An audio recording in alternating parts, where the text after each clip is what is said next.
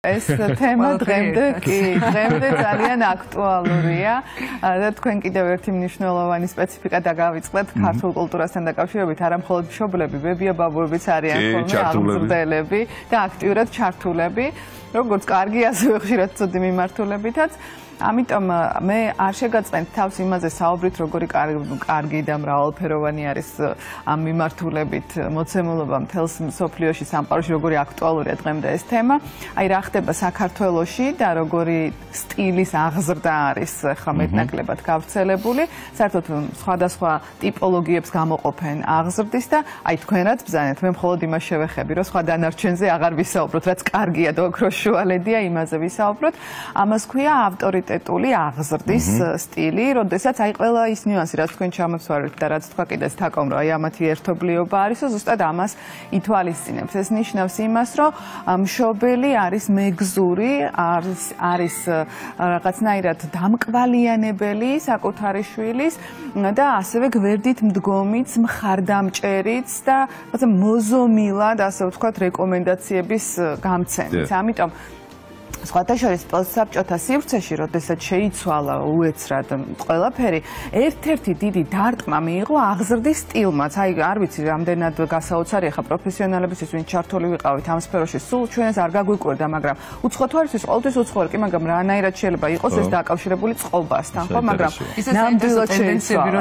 როგორი იყო უახლოეს წარსულში? დიახ, ტენდენციები იყო ისეთი, რომ მშობლები იყვნენ ძალიან ესეთი აქტიურად ჩართულები, არა ავტორიტეტულები, არამედ ხშირად ავტორიტარულები, სადაც სხვადასხვა ტიპის ძალადობა, ზეწოლა იყო ნორმირებული და შემდგომში უკვე ნელ-ნელა დაიწყო საზოგადოებამ გააზრება, რომ ეს არ არის კარგი. ან ხშირად ამბობდნენ, რომ მე კი ასე მეკცეოდნენ ჩემი მშობლები, მაგრამ მე ვიცი, რომ მე ასე არ უნდა მოვიქცე როგორც მშობელი და ამიტომ ამ ხრივ დაიწყეს ცვლილება. თუმცა ამ ცვლილებამ მოიტანა მერე მეორე რადიკალური მხარეც, იმიტომ რომ ჩათვალეს, რომ აბსოლუტური თავისუფლების ანუ ჩაურევლობა, ასე ვიტყოდით, რომ თავისუფლებაში არაფერია ცუდი, უბრალოდ უნდა იცოდე, რას ნიშნავს თავისუფლება და ასწავლო კიდეც შენს შვილს თავისუფლება.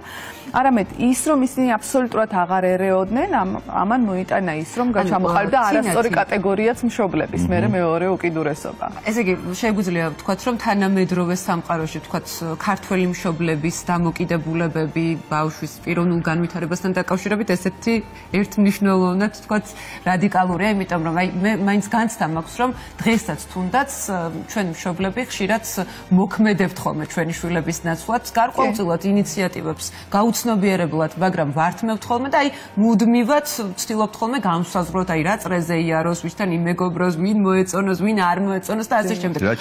ეს რა თქმა უნდა ამას არ ვაკეთებთ ცუდის ნახვებით, მაგრამ ყოველ შემთხვევაში მაინც ხელის ფათური ქვია ამას სხვის ცხოვრებაში და ეს სხვა რო ჩვენი შვილია, აი ამ ორი სიტყვის გააზრება უჭირთ ძალიან მშობლებს და თქვენ სწორად ბრძანეთ, დღეს ძალიან პოპულარულია განსაკუთრებით ბავშვების სხვადასხვა აქტივობებით დატვირთვა, იმიტომ რომ მშობლები თვლიან, რომ მათ აკლიათ რაღაცა სწავლა-განათლება თუ აქტივობა სხვადასხვა სახის, არ იძლევა ესეთი სრულ შესაძლებლობა, შესაძლოა ის გარემო, სადაც ბავშვები მუდმივად იმყოფებიან და ამიტომ დამატებითი აქტივობები და რა თქმა უნდა ეს საინტერესოა, მე აქ იმისთვისაც ვარ, ალბათ ჩვენი პრაქტიკული გამოცდილებაც რომ გაგიზიაროთ, ხო? და რა, ჩვენ მაგალითად ძალიან ხშირად გვაქვს ხოლმე სხვადასხვა ტიპის კონკურსები. რა თქმა უნდა შემეცნებითი და ინტელექტუალური დებატების მიმართულებით და ძალიან ხშირად ეს არის ხოლმე შეჯიბრებები, რომლებიც მოდებატებს უწევთ, რომ ჩაერთონ და მიიღონ მონაწილეობა, მაგრამ აბსოლუტურად საგანმანათლებლო. თავად ჩვენ გვაქვს პროექტი დებატები უკეთესი განათლებისთვის. ანუ მხოლოდ საგანმანათლებლო, იქ არავითარი სპორტული რაღაცა ჟინი არ ღვივდება. როგორია მშობლების ქცევები ამ დროს. აი ვერ გეტყვით რა ერთი წელი, ოღონდ არ ვაჭარბებ მინიმუმ ერთი სასწავლო წელი ჩვენ მუშაობთ მშობლებთან ბავშვების პარალელურად ფაქტიურად, როდესაც ბავშვებს ძალიან ბევრს ვუხსნით და ვაკვალიანებთ, რომ მათ სათანადოდ მიიტანონ ეს ინფორმაცია, გვაქვს შემდეგ მშობლებთან შეხვედრები, რომ გაიაზრონ, რომ რას ნიშნავს განათლების მიღება და რომ კი დებატები ხანდახან შეჯიბრია, მაგრამ ეს მხოლოდ შემეცნებითი ინტერესის გამო ხდება. და ნუ არ არსებობს, რომ ერთხელ მაინც არ იყოს ისეთი შემთხვევა, რომელიც აი მძიმედ ისეთი, რომ მშობელი მომართულია, რომ ბავშვმა გაიმარჯვოს, თითქოს და ეს რაღაცა სპორტული შეჯიბრებაა და რაღაც ფინიშზე უნდა გავიდეს. ან მიაღწიოს რაღაცას და თუ არ მიაღწევს, ესე იგი რაღაცა სხვა არის დამნაშავე და რაღაც ხელი შეუშალეს და შეაფერხეს. ანუ აბსოლუტურად დამახინჯებულად აღიქვამს ამ ყველაფერს, რადგან თვითონ ძალიან არის ჩართული ამ პროცესში. და ხშირად გვაქვს ესეთი შემთხვევა, რომ ბავშვი მშვიდად არის, წყნარად არის, მაგრამ ამ დროს მშობელი იმდენ სფორი აქობს, რომ რა თქმა უნდა ეს ბავშვიც გადმოდის და კიდევ მეცაც გეტყვით, აი ძალიან საინტერესო შემთხვევები გვაქვს ხოლმე. ახლა გვაქვს მაგალითად აი ეს ხდება ხშირად ჩვენთან სასწავლო წლის ბოლოს და სასწავლო წლის დასაწყისში მეორე საინტერესო შემთხვევა გვაქვს, როდესაც გვაქვს გასაუბრებები და ჩვენ გვაქვს დებატების სკოლა თბილისში და გვაქვს მიღება თბილისის ყველა მოსწავლეს შეუძლია მე-7 კლასის ზემოთ რომ მოვიდეს და რამდენიმე ეტაპია და ერთ-ერთი ეტაპი არის გასაუბრება.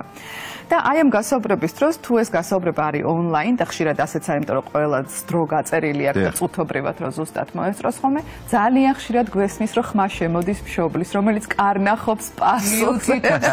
პასუხები დაგიბრუნა. მაშინ როდესაც ჩვენ შემთხვევაში სულ ამბობთ რომ არავითარი ცოდნა არ მოწმდება, ანუ ფიზიკურად ვერ უკარნახებს მშობელი, ხვდებით? ანუ ჩვენ ცოდნას არ ვამოწმებთ, ჩვენ გვაინტერესებს ბავშვის ტიპოლოგია, ჩვენ გვაინტერესებს მისი გულწრფელობა, ჩვენ გვაინტერესებს მისი ინტერესი, აი როგორ შეიძლება აქ მის მაგივრად სხვამ გვიპასუხოს. თინათინ როგორც წესი მშობლების აი ეს ზედმეტი და გადაჭარბებული ჩამრევლობა არის ხოლმე განპირობებული იქედან, რომ რაღაცნაირად მშობლები თითქოს პრევენციას ახდენენ იმისა, რომ ბავშვმა არ დაუშვას შეცდომები. ამ დროს ალბათ ძალიან მნიშვნელოვანია თუნდაც გააცნობიერონ, რომ აი თავად ის შეცდომის დაშვება, იმ შედეგის მომკა რაღაც მომენტში, რაღაცნაირად ეს იგრძნოს საკუთარ თავზე ბავშვმა და გამოსცემს. კი ბატონო. დიახ, აბსოლუტურად გეთანხმებით და მით უმეტეს, რომ ჩვენ პირადად ორგანიზაციასაც მეც შეხება მაქვს ზუსტად ისეთი ტიპის შეცდომებთან თუნდაც, რომელიც აბსოლუტურად არ არის სავალალო, სახიფათო ან საშიში. აი როგორ შეიძლება ხა გასაუბრებაზე რა უნდა თქვას მოსწავლემ, რომელსაც ვეკითხებით, რომ რა ინტერესები აქვს. აი რა შეიძლება რომ შეეშალოს, თქვათ, ხო? და თან ვუხსნით, რომ ჩვენ არც მოდებატებს ვეძებთ, არც ორატორებს ვეძებთ. პირიქით, აი და ან ხშირად როდესაც მოსწავლეს ვეკითხებით, რომ რა გაწუხებს, აი რა არის ისეთი რაზეც ფიქრობ, რომ რაშიც დაგეხმარება და ძალიან დიახ. ანუ მაშინ როდესაც მოსწავლე, რომელიც ესე ღიად საუბრობს, მაქსიმალურად წარმატებულად წარმოჩეკნი, მაგრამ ყველაფერთან ერთად მე მაინც მგონია, რომ ხშირად მშობლები ვცდილობთ ხოლმე, რომ ჩვენს ბავშვობაში აუსრულებელი ოცნებები ჩვენი შვილების მეშვეობით ავიხდინოთ და თითქოს ის რაც ვერ შევძელით ადრეულ წლებში, მეორე შანსს ვხედავთ ხოლმე მათში. და ზუსტად ამიტომ არის ხოლმე ეს გადაჭარბებული სურვილი, რომ ყველა წრეზე იაროს, თქვათ, თვითონ იყვნენ ინიციატორები და არა ბავშვები და აი ამ მაგრამ რამდენად სწორია ეს? მთელი გაურკვევლობების კასკადი შეიძლება ითქვას. დიახ, აი ნახეთ, პროექციას ეძახიან ამას მშობლების სპეციალისტები და ძალიან ხშირად, ნუ თითქმის ყოველთვის ხდება ასე, რომ მას რო წარმოუდგენია და მას რაც უნდოდა, აი ზუსტად ის, აი ვერ იცეკვა და სულ უნდოდა რომ ეცეკვა და ქართულ ცეკვაზე ყოფილიყო ჩართული და აი პირველივე მომენტიდან იწყებს აი ამ მიმართულებით. იცით როგორი, როდესაც ზეწოლა არის გამოხატული, ან ესეთი ძალისმიერი ხა, ესეთი შემთხვევები ნამდვილად შემცირებულია რა შედარება იმ ეპოქასთან, რომელზეც საუბრობდით, მაგრამ ზეწოლა რომელიც არის ფსიქოლოგიური და ეს არც ისე ხილულია, ამას არანაკლები ზიანი მოაქვს, იმიტომ რომ წვეთად ბავშვს ესმის, რომ რაღაცა არის კარგი, რაც მას სულ არ მოსწონს და სულ არ თulis კარგად შეიძლება. ან რაღაცა აუცილებლად უნდა გააკეთოს, აუცილებლად ასე უნდა ისწავლოს, აუცილებლად ის საგნები უნდა უყვარდეს, აუცილებლად ეს არის მნიშვნელოვანი და ასე შემდეგ. ერთსაც გეტყვით, კიდევ რა გვაქვს ჩვენ სტატისტიკა, ჩვენივე მიმართულებით.